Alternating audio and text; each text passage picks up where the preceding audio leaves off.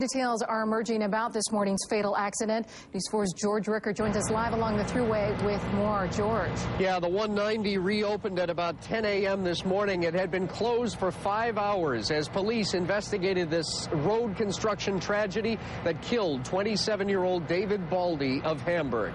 Now, it was about 5:07 this morning, still dark outside, when a crew from Accent Stripe was striping the 190 thruway near Smith Street. Witnesses tell police this tanker truck narrowly missed an aeroboard vehicle and then swiped the entire side of the painting truck itself. 4 men were on that painting truck, 2 in the front cab. They were not hurt.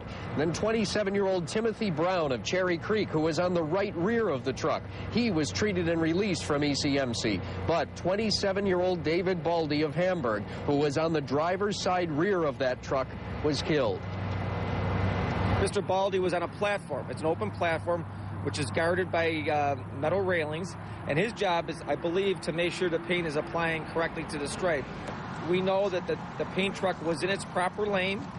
We don't believe that was an issue. We know that the traffic control was in place and it was well lit and the motor public should be well informed. That's not an issue. So police are really now focusing on the driver himself, 60-year-old Dale Hirsch, who was driving that tanker truck. He is from Cohocton, New York. He was driving for Griffith Energy out of Rochester, New York.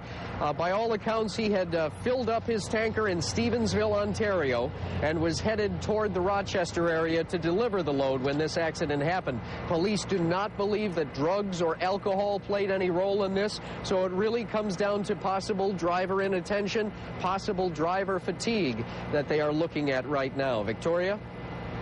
George, I'm not sure you can even answer this, but is it unusual to be striping and painting at that hour of the morning in the dark?